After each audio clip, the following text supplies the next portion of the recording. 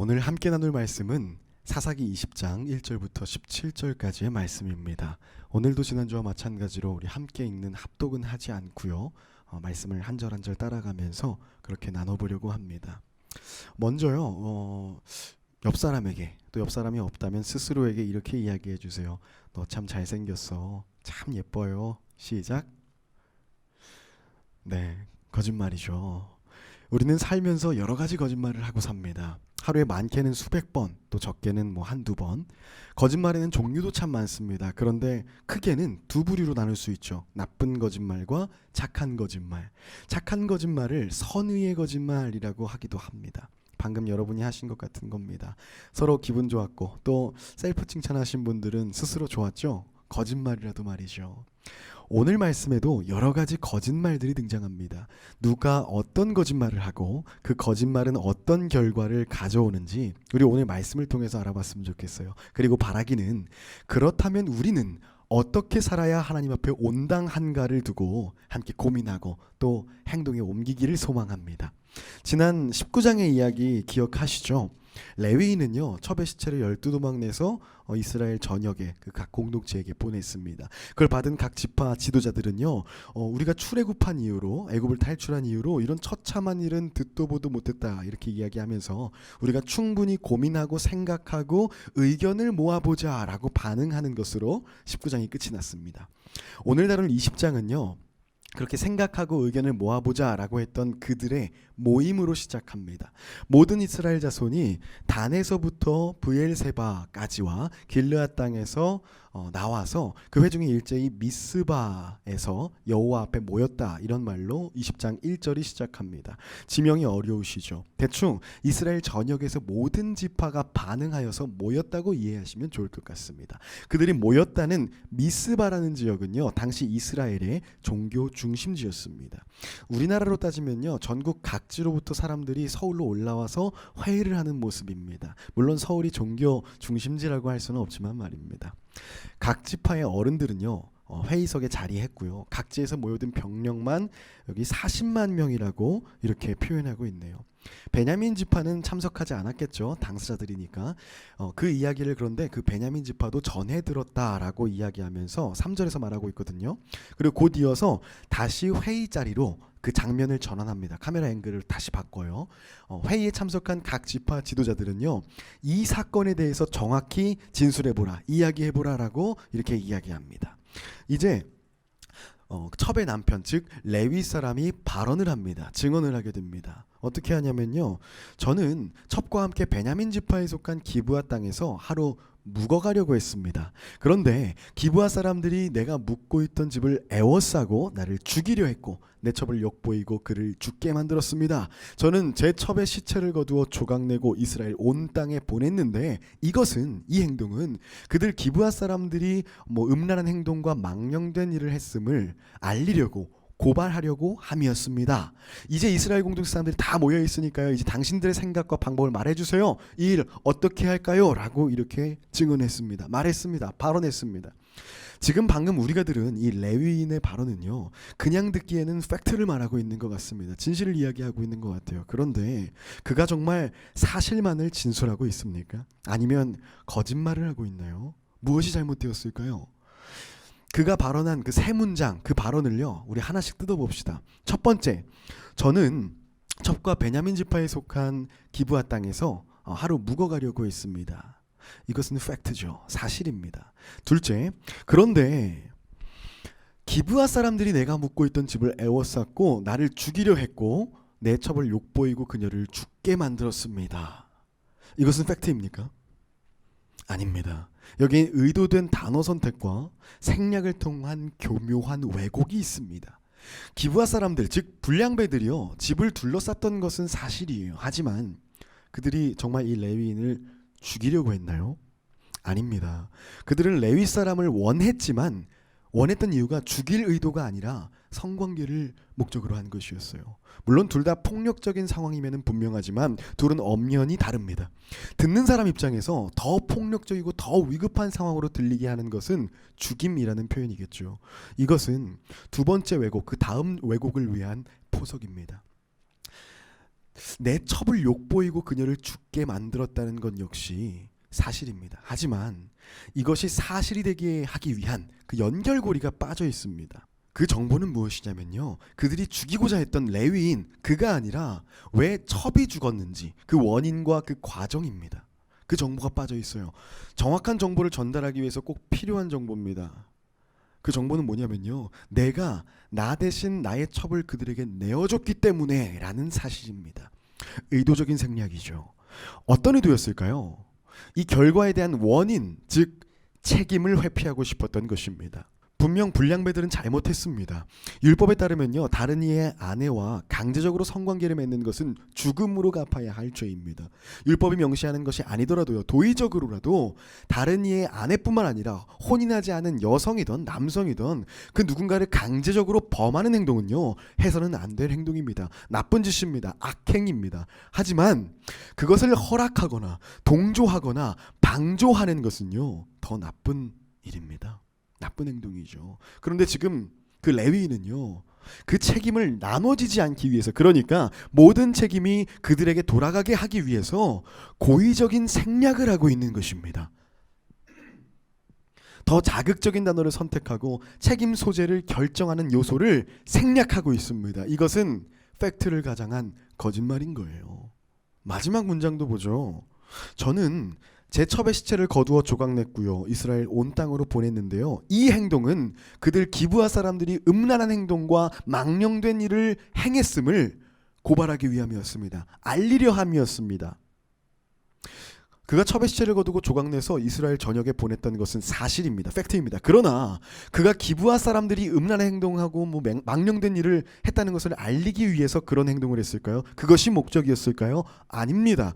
그랬다면, 정말 그러한 이유였다면 이 잔인한 사연들을 적은, 기록한 그 서신, 편지를 보내는 것으로도 충분했을 것입니다. 하지만 그는요, 그녀의 시체를 조각내어 온 땅에 보냅니다. 이것은 자신의 분노를 표출하고 그들의 분노와 정죄를 이끌어내기 위함입니다. 자극하기 위해서입니다. 그들의 분노를 통해서요, 복수하기 위해서입니다. 그리고 이 시체 조각에는요, 또 다른 목적이 있는데요, 그것은 무언의 협박입니다. 나는 지금 화가 났고 분노했고 너희들이 이것을 심판하는 일에, 처단하는 일에 행동하지 않으면, 나서지 않으면 나는 어떤 일을 하게 될지 몰라. 이런 협박이죠. 비약 같습니까? 논리적이지 않다고 생각하세요? 아닙니다. 그 당시 이스라엘 주변 국가들, 그러니까 메소포타미아 지역에서는요, 드물게 있었던 그런 방식이에요. 전쟁에 나갈 장수를 불러들이는데 늦게 오면 안 되잖아요. 막 늑장 부리고 이러면 안 되니까 그것을 막기 위해 죄인, 죄수를 끌어내가지고 시체를 토막내고 그 장수들에게 보내는 일들이 있었습니다. 토막난 시체를 전하는 것은요, 누가 뭐래도 그들 그 형태를 차용한 것이 아니라면 지금 이 상황은 이해가 되지 않는 것입니다. 정말 그들의 죄를 고발하기 위함 뿐이었다면 이 방식은 어울리지 않는 것이죠. 그렇기에 이 레위인의 진술에 논리적이고 합리적인 의심을 우리는 가질 수 있습니다. 거짓말이라는 거죠. 여러분, 세상에서 가장 위험한 거짓말이 무엇인지 아십니까? 여러분, 소설 아시죠? 많이 보셨죠? 우리 학창 시절에 국어를 배울 때 문학 파트에서 소설이라는 장르를 배웠을 텐데요, 저는 20대 때 국어 이 과외 교사를 했었어요. 아르바이트를 했었습니다. 그래서 교과서에 적혀있던 문제집에 적혀있던 그 소설의 정의를 정확히 기억합니다. 현실 세계의 있음직한 이야기를 작가의 상상을 통하여 꾸며낸 이야기, 허구적 문학 양식, 이것이 소설의 정의거든요. 결국 무슨 말이냐면 현실적인 소재를 기반으로 한 허구, 즉 뻥이라는 겁니다. 이 소설 작품들이 연극으로 만들어지고 또 영화로도 만들어집니다. 그럼 어떤 소설, 어떤 영화들이 몰입도가 좋고 인기가 좋은지 아십니까? 사실을 기반으로 한 작품이에요. 더욱더 사실에 가까운 작품입니다. 왜냐하면요, 설득력을 갖게 되니까요. 더 와닿게 되니까요. 현실에서 우리 주변에 일어나고 있는 이야기 같으니까요. 재미있는 거짓말이 되는 겁니다. 재미있는 뻥이 되는 거죠. 마찬가지로 거짓말도 사실에 기반해 있으면 그 영향력이 엄청납니다. 거짓말만 있으면 믿어지지 않잖아요. 뻥이잖아 이렇게 말할 법도 하잖아요. 그래서 설득력이 없어요. 하지만 진실 속에, 진실을 토대로 거기에 거짓말이 가미되면요, 더해지면요, 그 이야기는 더 자극적으로 변하고 그 진실은 누군가가 원하는 방향으로 왜곡됩니다. 그래서 팩트를 가장한 거짓말, 팩트에 기반해 있는 거짓말은요 굉장히 위험합니다. 다 그렇지는 않겠지만 각종 언론사들이 내놓는 그 기사들은요 이런 어떤 단어의 선택, 생략의 방식으로 자기 회사에 유리하게 혹은 그 언론사가 지지하는 정치 세력의 입장에 유리하게 만들어집니다. 그로 인한 사회적 파장은 엄청나죠. 그 기사를 읽는 사람에게 어떤 편향된 사실만을 제공함으로써 균형을 잃게끔 합니다. 한쪽으로 치우치게 말이죠. 이 레위인의 진술도 그랬습니다. 사실 팩트에 기반해 있지만 보다 자극적인 단어를 선택해서 거짓을 더했고요. 불리한 내용에 대한 그 사실을 생략해서 덜어내고 그리고 그 위에 거짓을 뿌렸습니다. 어떻게 보면 사실인데 교묘하게 거짓이 섞여 있는 거짓말이라는 거죠. 그러한 거짓말들이 그렇듯 그 영향력도 어마무시했습니다. 이어지는 8절부터의 내용도 좀 볼까요? 이 반쪽짜리 사실 진술은요 레위인이 의도한 방향으로 제대로 먹혀들었습니다. 모든 이스라엘 백성들이 듣고 흥분합니다. 그래서 말합니다. 우리 여기 모인 사람들 중 한 사람도 빠짐없이 뭐 자기 장막으로 자기 집으로 돌아가지 말고 여기서 우리 제비 뽑읍시다. 그래서 그런 짓 한 기브아 사람들, 그 뽑힌 사람들로 하여금 혼내줍시다. 모든 지파에서 10분의 1의 사람들을 뽑아서요 그들이 기브아를 벌하러 가는 데 쓰이는 그 식량을 준비해주게 하고 그 제비 뽑힌 사람들로 그들을 벌하게 합시다. 이렇게 얘기하고 있어요. 화났습니다. 응징하자. 이렇게 여론이 몰리게 된 겁니다.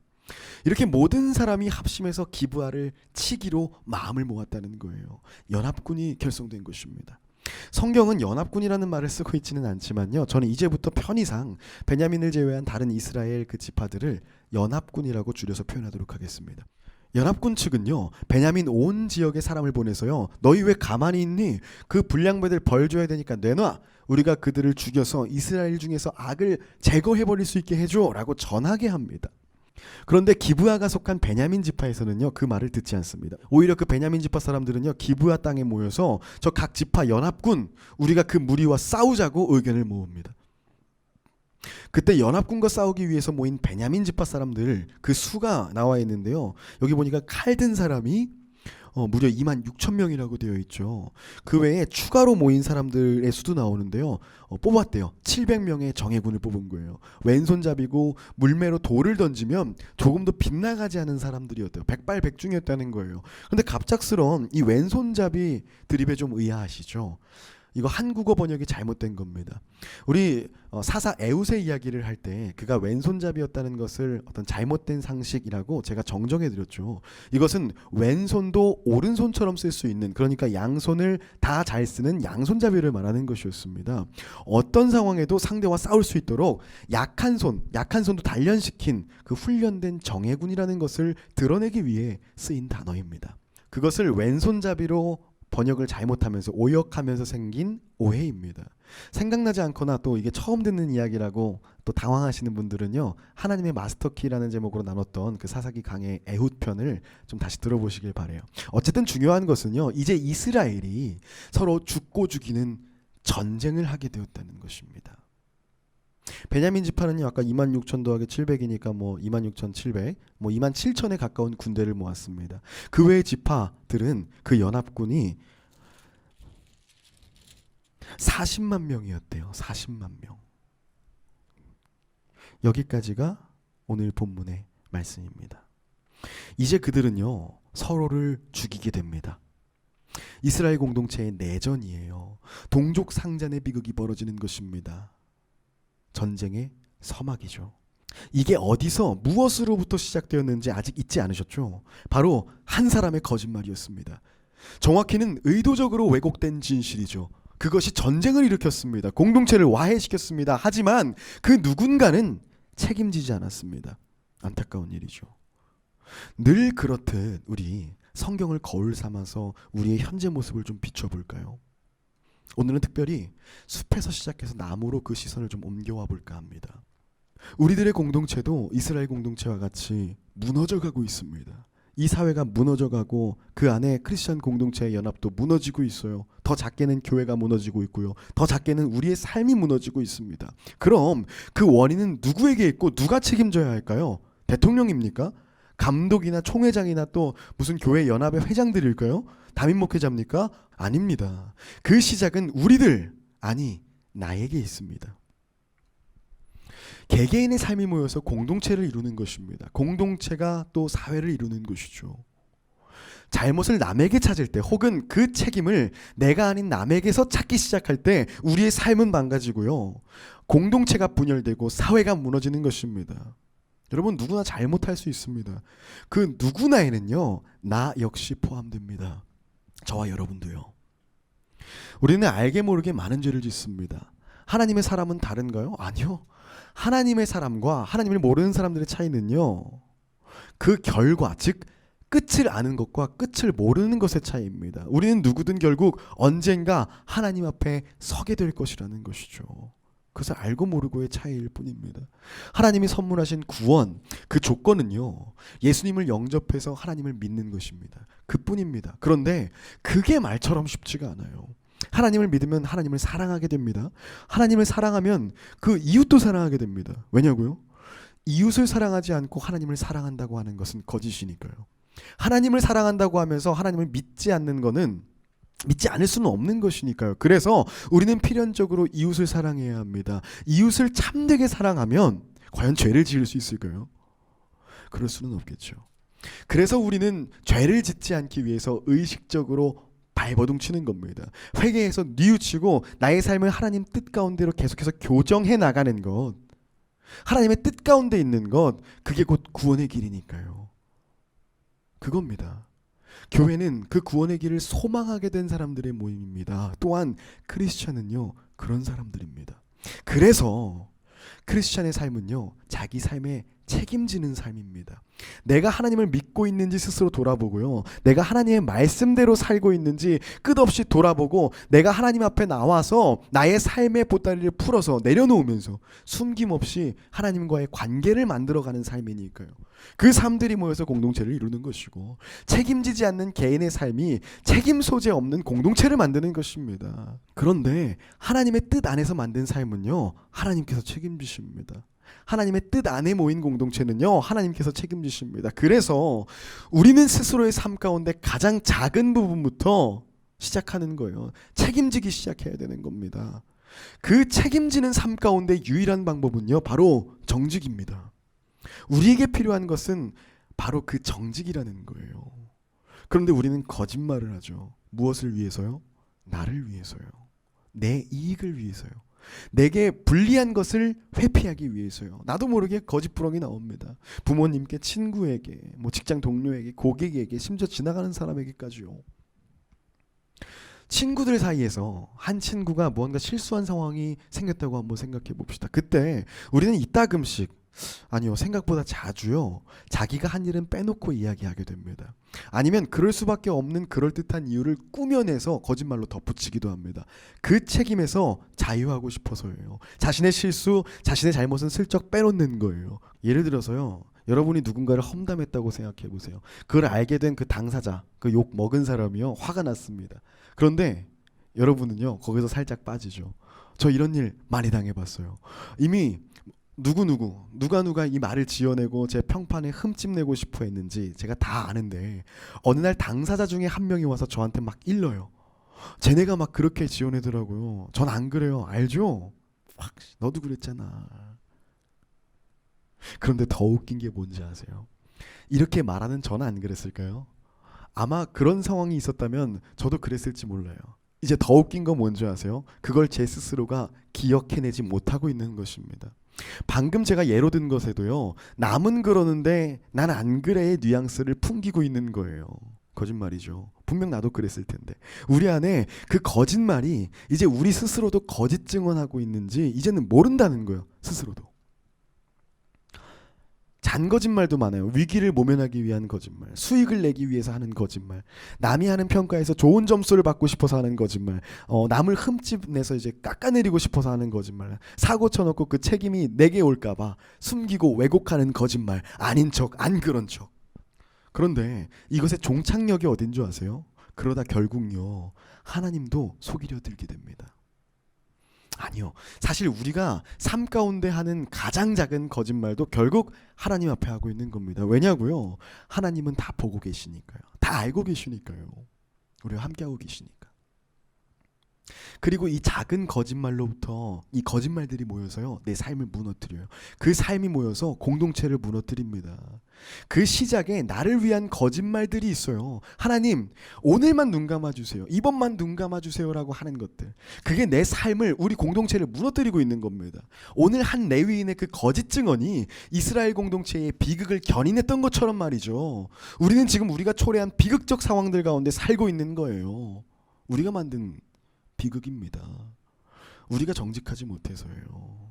우리 사회는 서로가 지금 갈라져서 싸우고 있고요, 나뉘어져 있고요, 서로가 서로를 아프게 찌르고 있습니다. 교회는요, 크리스천들이 함께 나아가야 할 그 방향성을 잃었고요, 목표를 잃었습니다. 깨어지고 있습니다. 이스라엘 공동체처럼 말이죠.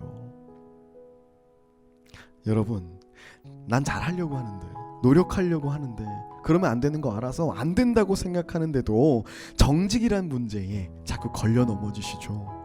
인간관계에서 자꾸 넘어지시죠. 또 돈 문제에서 또 많이 넘어지시죠. 그리고 이 둘, 인간관계와 돈을 섞은 그 문제에서 자꾸 넘어지시죠. 저도 그렇습니다. 참 힘든 문제예요. 그럼 우리 어떻게 해야 할까요? 그 답은요, 코람데오에 있습니다. 익숙한 단어죠. 코람데오는요, 하나님 앞에서라는 뜻의 라틴어예요. 그러니까 우리는 늘 하나님 앞에 서 있다는 것을 잊지 말아야 한다는 것입니다. 늘 우리와 함께 하시는 하나님께서 늘 우리를 지켜보고 계신다는 것을 기억하면서 사는 것입니다. 나 말고는 아무도 모르겠지, 이런 생각을 버리는 겁니다. 하나님의 존재를 인지하고 인식하고 그렇게 살아가는 것입니다. 마치 우리가 휴대전화로 이렇게 카메라로 동영상 촬영할 때 그 앵글 안에서는, 카메라 앞에서는 조금은 더 성숙하게, 조금은 더 조심하는 것처럼 늘 하나님을 의식하는 거예요. 늘 하나님의 눈이 우리를 지켜보고 있다는 것을, 지켜보고 계신다는 것을 잊지 않으려고 노력하는 것입니다. 우리 하나님 앞에서 거짓말하지 맙시다.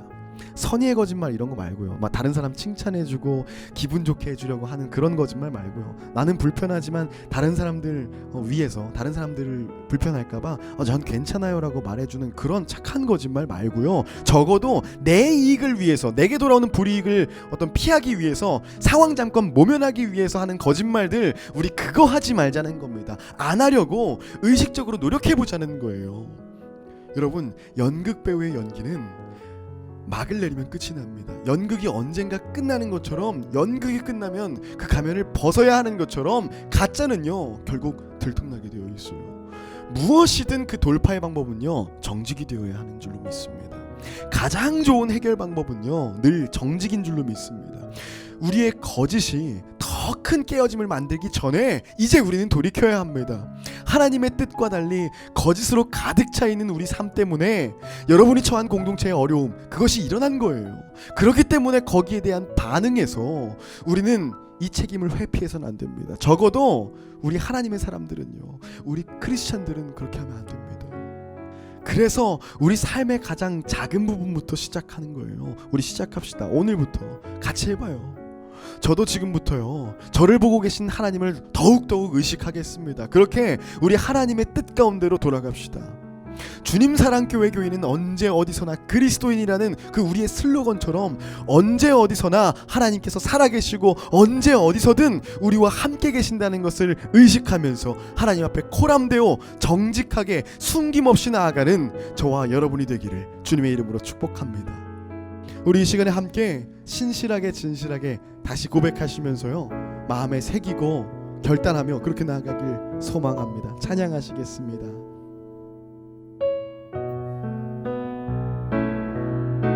신실하게 진실하게 거룩하게 살게 하소서.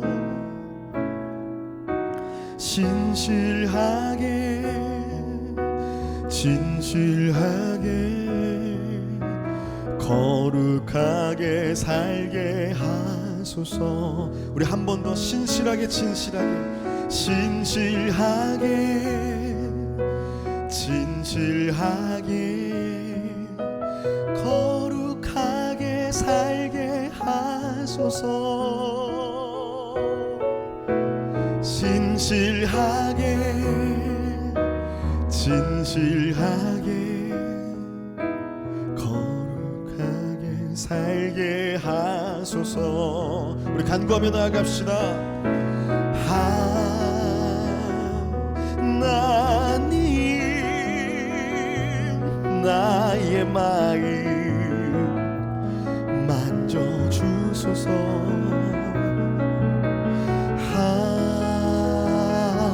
하나님 나의 영혼 새롭게 하소서. 아멘. 하나님 나의 기도 들어주소서. 하나님 나의 기도 들어주소서.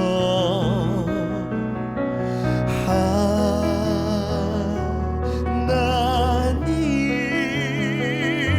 주의 길로 인도하소서. 우리 이 시간 함께 기도하며 나아가길 소망합니다. 기도하실 때 오늘 우리가 말씀 가운데 우리가 묵상한 것처럼 깨닫게 된 것처럼 하나님, 우리가 이 세상을 살아갈 때에 크리스찬으로서 정직하게 코람되어 하나님 앞에 신실하게 나아갈 수 있도록, 거룩하게 나아갈 수 있도록, 진실되게 살아갈 수 있도록 하나님 도우시고 함께하여 주시옵소서. 우리 그런 기도 제목 가지고 함께 통성으로 기도하며 나아갑시다. 기도하시겠습니다. 하나님 감사합니다.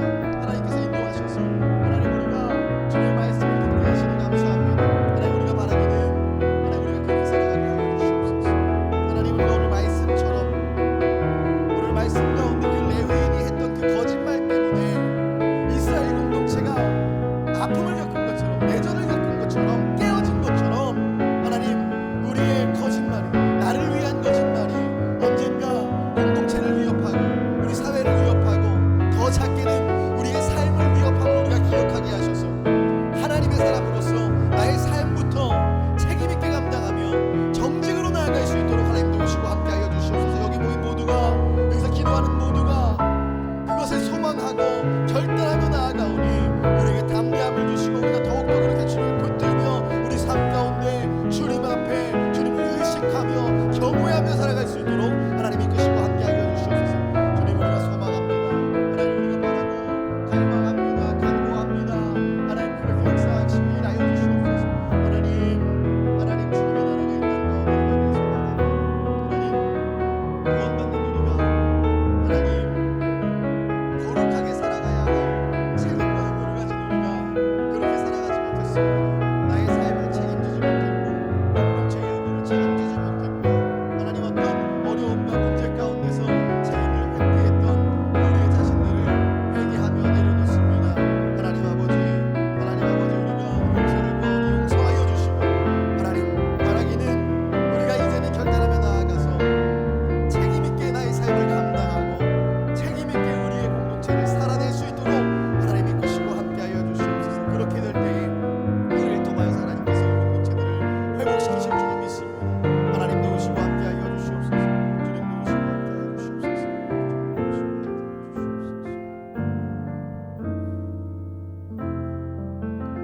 예수 그리스도 이름으로 감사하며 기도드렸습니다.